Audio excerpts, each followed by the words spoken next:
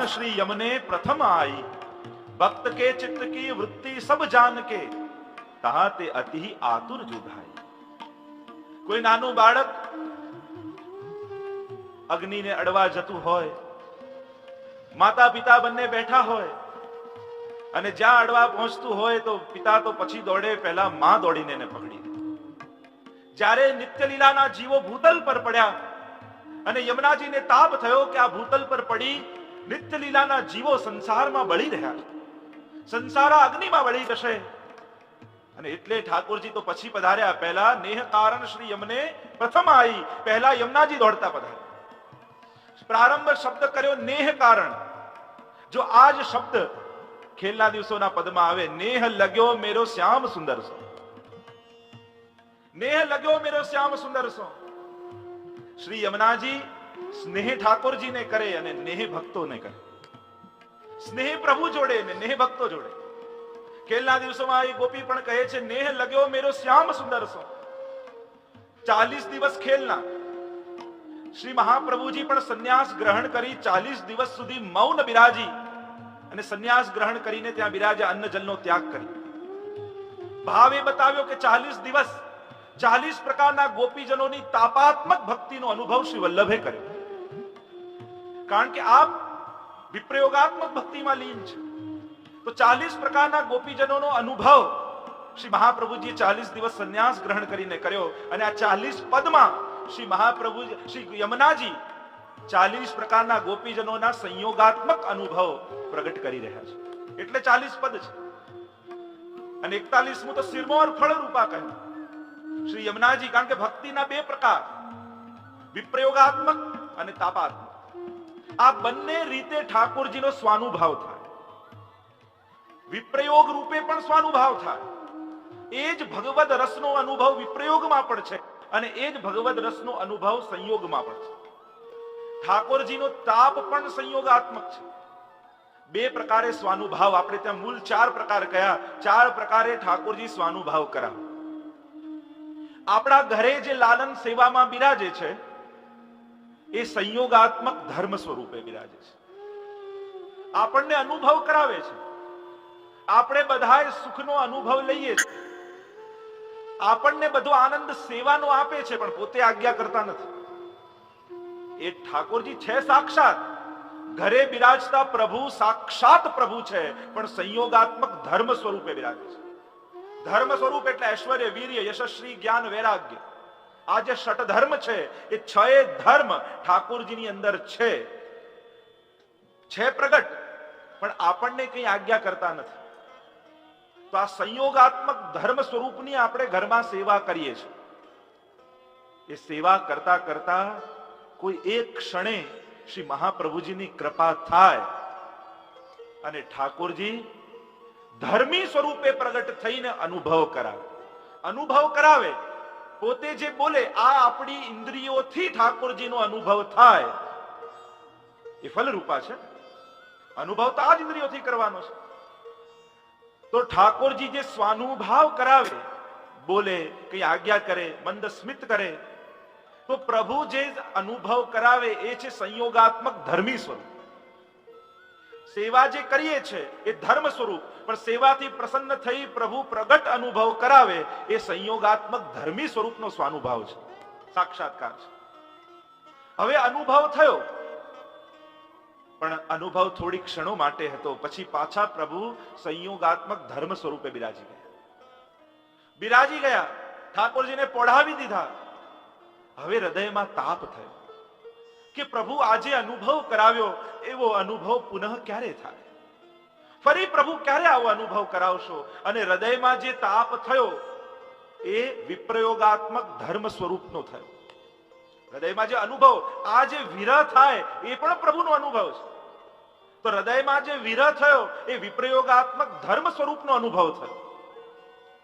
અને વિરહ ધીમે ધીમે પ્રબળ થવા લાગ્યો. એવો પ્રબળ થઈ ગયો કે હૃદયમાં વિપ્રયોગાત્મક ધર્મી સ્વરૂપ પ્રગટ થયું અને એક ક્ષણે બધી જ લીલાઓના રસનો અનુભવ હૃદયમાં થવા લાગ્યો. જે અનુભવ મહાપ્રભુજી ગુસાઈજીને કરાવ્યો હતો કે જ્યારે મહાપ્રભુજી આસુર વ્યામો લીલા કરી અને ગુસાઈજીને વલ્લભના સ્વરૂપના અનુભવની તાપાત્મક અનુભૂતિ થઈ. કેમ વલ્લભના સ્વરૂપને હું જાણું, કેમ મહાપ્રભુજીના સ્વરૂપને ઓળખું, અને એવો તાપ પ્રગટ થયો હૃદયમાં ગુસાઈજીને કે મહાપ્રભુજીના સંયોગાત્મક ધર્મી સ્વરૂપનો હૃદયમાં સ્વાનુભાવ થયો અને મહાપ્રભુજીની સર્વ લીલાઓ એક જ ક્ષણે અનુભૂત થઈ ગઈ. ગુસાઈજી બધી જ લીલાઓ એક જ ક્ષણે હૃદયમાં પ્રગટ થાય એ વિપ્રયોગાત્મક ધર્મી સ્વરૂપનો અનુભવ છે. તો સેવા કરતા કરતા અને તાપાત્મક જ્યારે ભક્તિ થાય અને વિપ્રયોગ એટલો બધો પ્રબળ થાય કે ઠાકોરજીની બધી જ લીલાઓ એક જ ક્ષણે હૃદયમાં પ્રગટ થવા લાગે અને બધી લીલાઓના રસ એક જ ક્ષણે હૃદયને અનુભવ થવા લાગે. આ ફલ અવસ્થા છે જે મહાપ્રભુજીને પરમાનંદ દાસજીના ઘરે થયું. હરી તેરી લીલા કે સુધી આવે એ ગાતા જે અનુભવ થયો એ વિપ્રયોગાત્મક ધર્મી સ્વરૂપનો અનુભવ. એક ક્ષણ એવી આવી જાય છે એ તાપાત્મક ભક્તિમાં કે વિપ્રયોગાત્મક ધર્મ સ્વરૂપે હૃદયમાં તાપ રૂપે બિરાજતા પ્રભુ પોતાની સઘળી લીલાઓના અનુભવ જીવને કરાવે. આ રસનો અનુભવ એક જ ક્ષણે એ જ રાસ હૃદયમાં થઈ જાય. રસાનામ સમૂહો રાસ. એ રાસ લીલા એટલે એવી લીલા કે એમાં સમસ્ત લીલાઓના અનુભવ એક સાથે થાય. સમગ્ર લીલા એક જ ક્ષણે હૃદયમાં પ્રગટ થઈ જાય.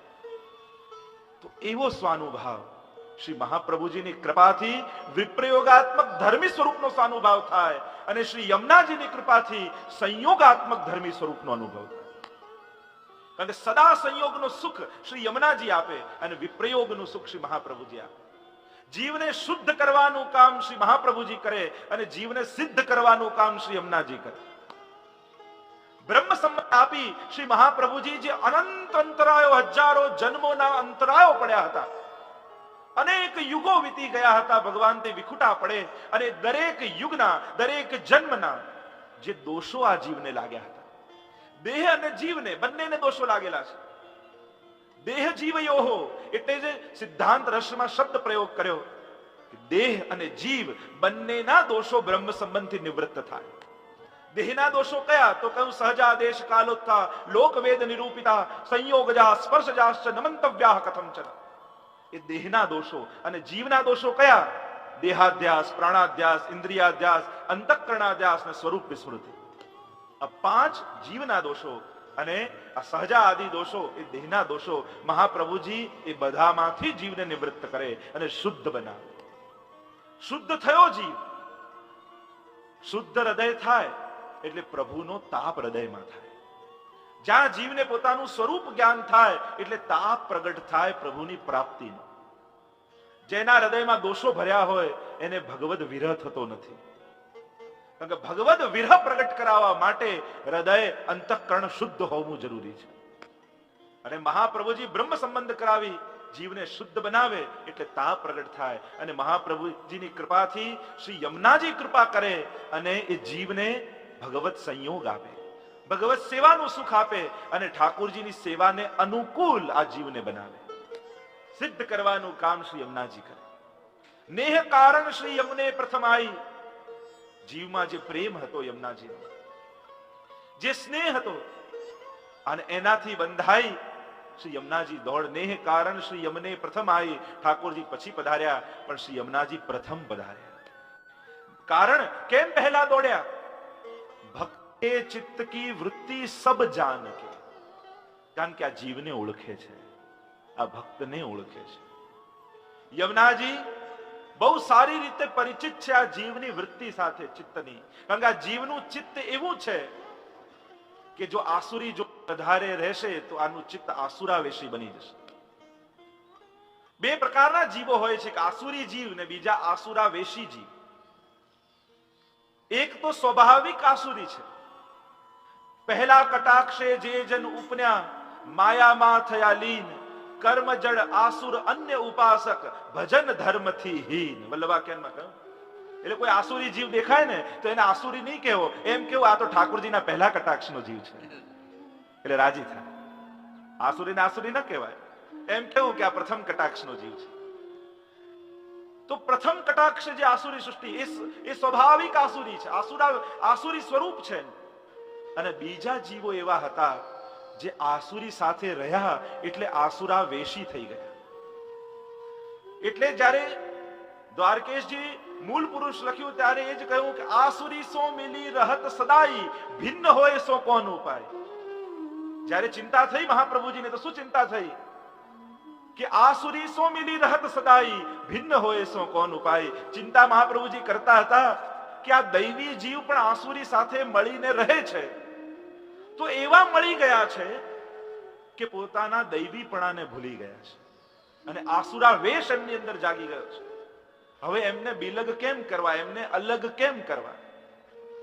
અને ત્યારે ઠાકોરજી પ્રગટ થયા અને કહ્યું, જેમ ધૂળ સાથે લોઢાનો વરખ, લોઢાનો ભૂક્કો હોય ભળી જાય, તો એને દૂર કરવા માટે, જુદા પાડવા માટે ઉપાય શું? તો કહ્યું લોહી ચુંબક ઉપર મૂકો એટલે બધું લોઢું ઉપર ચોટી જાય, ધૂળ જુદી પડી જાય. અને એટલે જ શ્રીનાથજી રૂપ લોહી ચુંબક રાખવામાં આવ્યું દૈવી જીવો આગળ. એટલે જે દૈવી હતા એ શ્રીનાથજીને જોઈને બધાએ આકર્ષિત થઈ ગયા, બધાએ ખેંચાઈ ગયા. તો ભક્ત કે ચિત્ત કી વૃત્તિ સબ જાન કે, આ ભક્તનું ચિત્ત ને જાણે છે યમુનાજી. આ ચિત્તને વિષયો ગમે છે, વિષય ચિંતન ગમે છે. ભગવત ગુણગાનમાં જીવને રસ નથી આવતો, કારણ કે આસુરા વેશી થયો ને, એટલે આસુરીના લક્ષણો બધા જ દૈવીમાં દેખાવા લાગે, પ્રગટ દેખાવા લાગે. અને આવી ચિત્તની વૃત્તિ, એટલે જ આપણે ત્યાં કહ્યું કે ભગવદીનો સંગ કરો. સંગ હંમેશા ઉત્તમ રાખજો. સંગ જો ખોટો મળ્યો તો દુસ્સંગ લાગતા વાર નથી લાગતો. લોકો કહે ને, કોઈને ચેપી રોગ લાગ્યો હોય, ચેપી રોગ લાગે ને એની બાજુમાં જઈને તમે બેસો તો તમને એ રોગ લાગી જાય. કોઈને ચેપી રોગ લાગ્યો હોય અને એની પાસે જઈને તમે થોડી વાર બેસો તો એ ચેપી રોગ તમને લાગી જાય. પણ કોઈ પહેલવાનની બાજુમાં બેસો તો તમે પહેલવાન ન થઈ જાઓ. એમાં તો પોતે જ કસરત કરવી પડે. આ દુસ્સંગ ચેપી રોગ જેવો છે અને સત્સંગ તો પહેલવાન જેવો છે. પહેલવાન બનવા માટે પોતે જ કસરત કરવી પડે, પણ રોગ તો કોઈની બાજુમાં બેસવાથી લાગી જાય છે. આ દુસ્સંગ એવો છે. ઉત્તમ સંગ કરજો, સારી ભાવના વાળા લોકોની સાથે રહેજો, જે ઉત્તમ ભાવ વાળા જીવો. રોજ રાજા મહેલની અટારી પર આવે સાંજ પડે અને આને લાકડા વેચાયા ના હોય એટલે સામે રાજા સામે જુએ અને વિચાર કરે, જો આ રાજા મરી જાય તો મારા બધા લાકડા વેચાઈ જાય. કારણ કે એને બાળે ચંદનના લાકડામાં, અને જો રાજા મરી જાય તો મારા ચંદનના લાકડા બધા જ વેચાઈ જાય. રોજ રાજા સામે આવીને ઉભો રહે આ વિચાર કરે, આ રાજા ક્યારે મરે, ક્યારે મરે, ક્યારે મરે. અને આનો પ્રભાવ એવો પડ્યો કે રાજાની તબિયત બગડવા લાગી. ધીમે ધીમે અશક્તિ આવવા લાગી ને રોગ લાગવા માંડ્યો. ધીમે ધીમે એવી અશક્તિ થવા લાગી ને કેટલાય વૈદ્યોને બોલાવ્યા, કેમે કરીને રાજા ઠીક જ ન થાય. બધા ચિંતામાં પડ્યા કે અરે આને રોગ થયો શું છે. મહિનો વ્યતીત થઈ ગયો. ગુરુદેવ ઘરમાં પધાર્યા મહેલમાં. ગુરુદેવ આવ્યા અને ગુરુદેવે જોયું કે અરે રાજા તને થયું શું છે. રાજા કહે કે કોઈને ખબર પડતી નથી કે આ શું રોગ છે. ગુરુ કહે કે હું શોધી લઉં. મહેલનો ચક્કર મને મારવા દે. રાજા અટારી પર ઉભો હતો ને ગુરુદેવ ચક્કર મારવા માટે ગયા ને ત્યાં જોયો પેલો કઠિયારો રાજાને જોઈ રહ્યો છે અને મનોમન વિચાર કરે કે આ ક્યારે મરે, ક્યારે મરે કે મારા લાકડા વેચાઈ. અને ગુરુ આવ્યા મહેલમાં ને ખબર પડી ગઈ કે આમાં તકલીફ ક્યાં છે. કયો રોગ તને લાગ્યો છે, મારા હાથમાં આવી ગઈ એની નસ. રાજા કે કયો રોગ છે, ઉપચાર શું? ત્યારે ગુરુદેવે કહ્યું ઉપચાર એક જ છે, રોજ ચંદનના લાકડા ઘસી આખા શરીરમાં એનો લેપ કર. અને રાજાને થયું કે સારા ચંદનના લાકડા લેવા ક્યાં જવા, જોયું તો સામે જ પેલો વેચવા બેઠો છે. અને હવે તો રોજ રાજા એક સોના મોર આપે અને ઘણા બધા ચંદનના લાકડા લે, રોજ ઘસીને લેપ કરે. 4-5 દિવસ થયા ને પેલો કઠિયારો તો રાજી થઈ ગયો. અરે આ રાજા ભગવાન કરે કે આનું આયુષ્ય એટલું લાંબુ થાય, કારણ કે રોજ આ સોના મોર મળે છે અને મારું જિંદગી સફળ થઈ ગઈ, સુખી સુખી થઈ ગયો. અને હવે તો રાજા બહાર આવે એટલે રોજ વિચાર કરે, પ્રભુ આને લાંબુ આયુષ્ય આપજો, લાંબુ આયુષ્ય આપજો. અને રાજાનો બધોય રોગ મટી ગયો. તકલીફ હતી સામે દુર્ભાવનાની. સંગ એવો રાખજો કે ઉત્તમ ભાવના વાળા જીવો, જે સારું વિચારતા.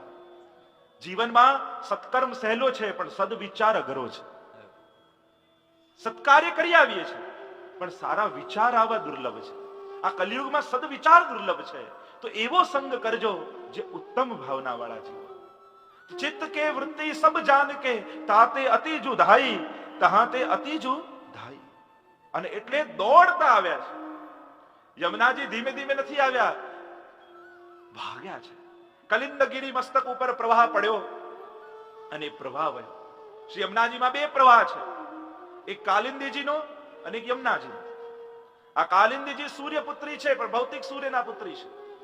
અને કથા છે ને કે ત્યાં તપ કરવા માટે બેઠા અને રાજાએ સ્પર્શ કર્યો અને જલ પ્રવાહ રૂપે વહી ગયા. તો એક પ્રવાહ કાલિંદીજીનો છે, જે અષ્ટપટરાણી માના ચોથા પટરાણી છે. અને એક પ્રવાહ જે સૂર્ય જેને કારણે પ્રકાશિત છે એવા નારાયણ અને એના હૃદય કમલમાંથી જે પ્રવાહ વહ્યો છે એ શ્રી યમુનાજીનો પ્રવાહ છે. પણ એ બંને પ્રવાહ એક જ સ્થાનેથી વહે છે. શ્રી મહાપ્રભુજી બંનેનો ફરક સમજાવે છે. તહા તે અતિ આતુર જુ ધાઈ, જાકે મન જૈસી ઈચ્છા હતી, તાહી કી તૈસી આય સાધ જો પૂજાય. જેના મનમાં જેવી ઈચ્છા હતી, જે મનોકામના હતી, જે મુક્તિ માટે આવે એને યમુનાજી મુક્તિ આપે, જે લૌકિક કામના માટે આવે યમુનાજી એની લૌકિક કામનાઓ સિદ્ધ કરી દે, જે ભક્તિ માટે આવે યમુનાજી એને ભક્તિનું દાન કરે. જાકે મન જૈસી ઈચ્છા હતી, તમે જેવી ભાવના લઈને જશો યમુનાજી એવું દાન કરશો. તમે અહીંયા બેઠા છો, જેવી ભાવના કરશો યમુનાજી આગળ, એ બધી ઈચ્છા શ્રી યમુનાજી પૂરી નિશ્ચિત કરે. આ પ્રમાણ આપે છે મહાપ્રભુજી, ગુસાઈજી. શ્રી યમુનાજી જીવોની સઘળી ઈચ્છા પૂરી કરે છે. અહીંયા બેઠા બેઠા ભાવના કરી જોજો, 100 સ્વરૂપે યમુનાજી બિરાજે છે. અહીંયા 108 લોટીજી છે. આ વિશ્રામ ઘાટ જ છે. જે ભાવના કરશો યમુનાજી પૂરી કરશે. ઉત્તમ ભાવના સાથે ઉત્તમનું શરણું લેવું. યમુનાજી સર્વોત્તમ છે. હીન ભાવના લઈને ન જશો. લૌકિક તો ભાગ્યમાં લખ્યું હશે ને તો મળી જશે. અહીંયા આવીને અલૌકિક કામના કરજો, ઉત્તમ કામના કરજો. કારણ ભક્તિ કોઈ આપી શકતું નથી, ભાવ કોઈ આપી શકતું નથી, અને એના દાત્રી શ્રી યમુનાજી છે. જેમ કોઈ રાજા બધું લૂંટાવવા માટે પ્રજાની આગળ પોતાનું ધન એકત્રિત કરીને ભેગા થાય ને આખા પ્રજાજનો જે પણ માંગે આપવા તૈયાર થાય, એમ યમુનાજી પણ આજે અહીંયા આપણા સૌ પર કૃપા કરવા માટે પોતાનું સમગ્ર નિધિ લઈ અહીંયા ઉપસ્થિત છે. અને અહીંયા તમે જે કોઈ આકાંક્ષા કરશો, શ્રી યમુનાજી તમને નિશ્ચિત દાન કરશે. યમુનાજી લૂંટાવા માટે આવ્યા છે. એટલે જ કે ઠાકોરજી કૃપા કરે અને યમુનાજી લૂંટાવે. કારણ કે કરે તો કરનાર પર હોય કેટલું આપવું, અને યમુનાજી લૂંટાવે તો લૂંટનાર પર છે કે કેટલું લૂંટવું. આ નંદ મહોત્સવમાં એટલે જ ઉછાળવામાં આવે કે જેની જેટલી તપ હોય, જેનું જેટલો તાપ હોય, જેટલી લૂંટવાની ધગસ હોય, પ્રાપ્તિની ઈચ્છા હોય, એટલું એ પામીને જાય. તો જાકે મન જૈસી ઈચ્છા હતી, તૈસી આય સાધ જો પૂજાય. એના સઘળા કાર્યો સિદ્ધ. યમુનાજી પૂર્વમાં મેં કહ્યું તો લૌકિક પૂરું કરવા માટે યમુનાજી માં છે, અને અલૌકિક પૂર્ણ કરવા માટે યમુનાજી સખી છે. તમે લૌકિક આકાંક્ષાથી જાઓ છો તો એ માં બની જાય છે તમારી, અને અલૌકિક કામના માટે યમુનાજી પાસે જાઓ છો તો તમને યમુનાજી સખી રૂપે મળશે. તમને માં રૂપે યમુનાજી જોઈએ છે કે સખી રૂપે? માં રૂપે યમુનાજી ચુંદડીએ ચટકાળા, ચુંદડી ઓઢે છે, ચણિયા ચોળીનો શણગાર છે, અને સખી રૂપે યમુનાજીનો મુકુટ કાચનીનો શણગાર છે. કારણ ઠાકોરજી પણ જ્યારે પણ વિશેષ કૃપા કરવાના હોય ત્યારે ઠાકોરજીના શણગારમાં મુકુટ કાચીનો શણગાર હોય. તમે દાન લીલા લો, હોરી ખેલમાં લો, રાસ લીલા લો, સેવા ક્રમમાં વાંચશો તો મુકુટ કાચનીનો શણગાર. એટલે જ્યારે પણ રસદાનની પ્રક્રિયા આવે ત્યારે મુકુટ કાચીનો શણગાર આવી જાય.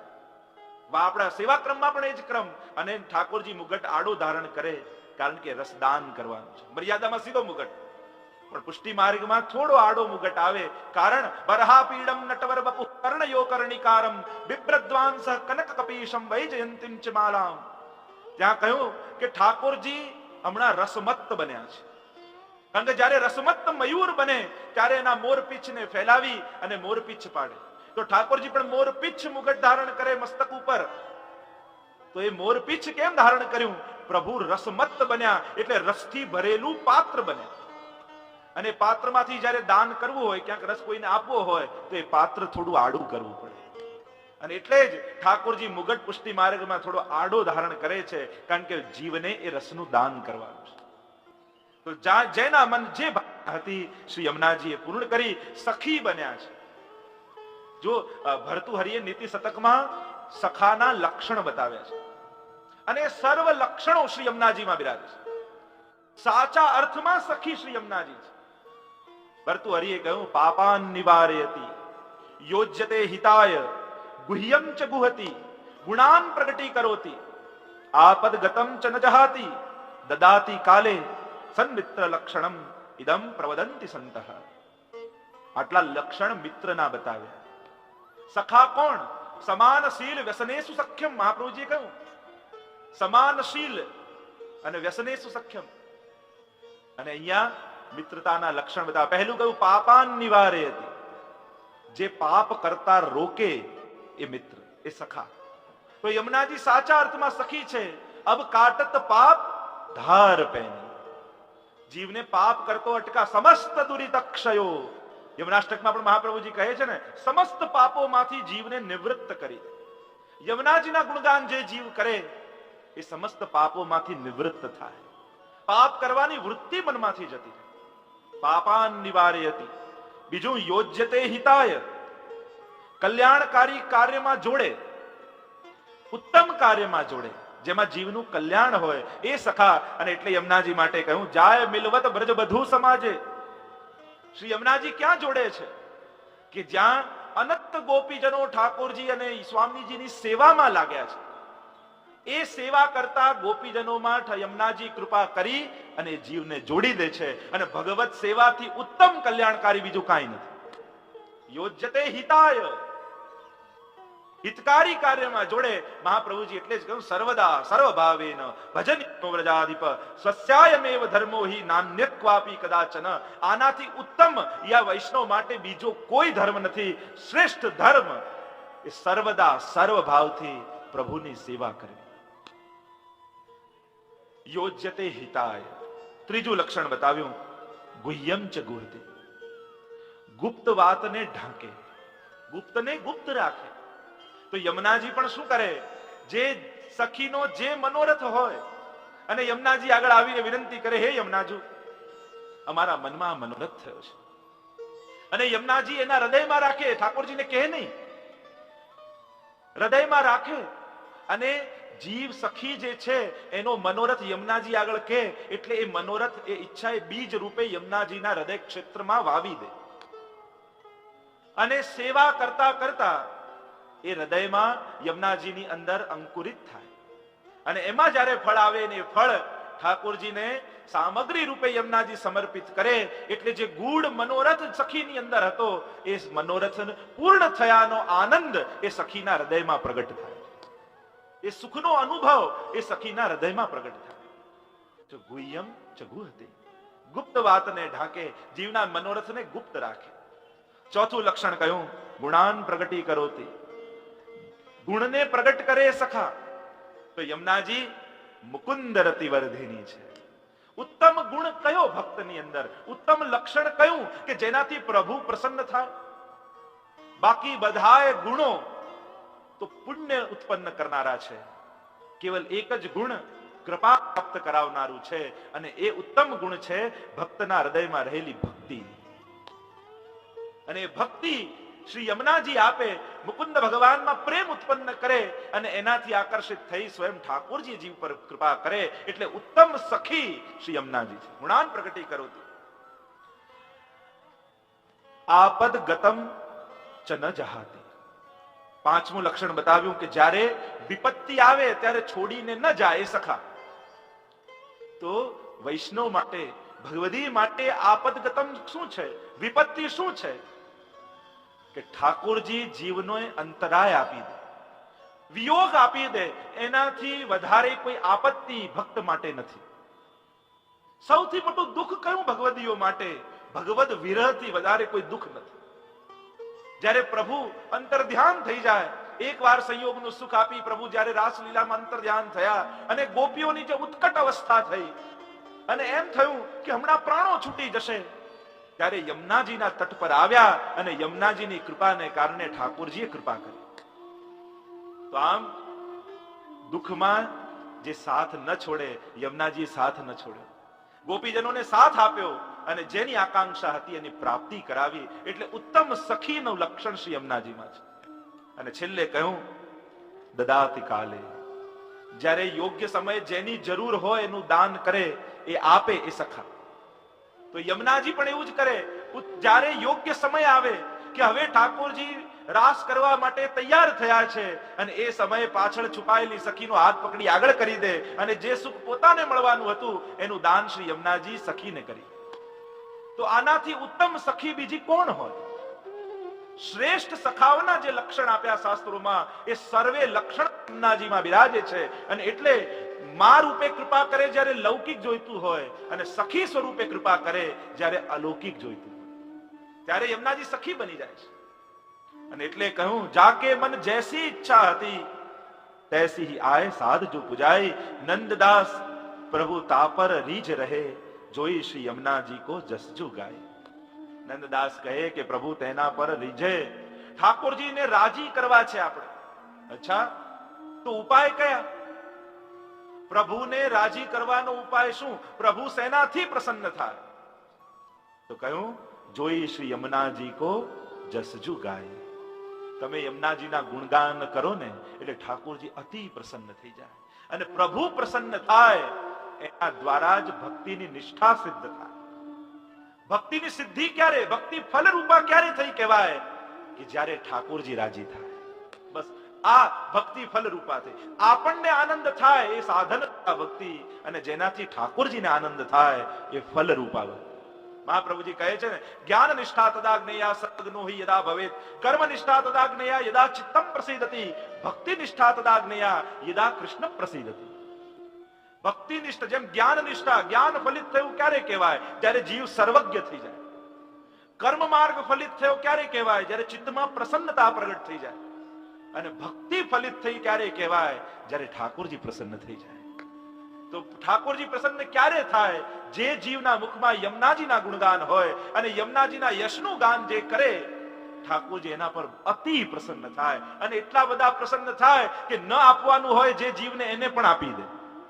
જે અધિકારી ન હોય, જે યોગ્ય ન હોય, જે પાત્ર ન હોય, એને પણ યમુનાજીની કૃપાથી ઠાકોરજી દાન કરી દે છે.